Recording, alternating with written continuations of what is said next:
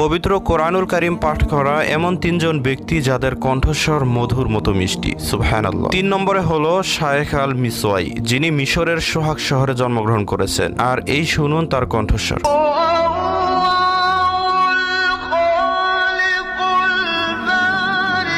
দ্বিতীয় নম্বরে হলো মোহাম্মদ খলিল আল হুসাইরি, তিনি 1917 সালে মিশরের কায়রোতে জন্মগ্রহণ করেন। আর এটি হলো তার কণ্ঠস্বর।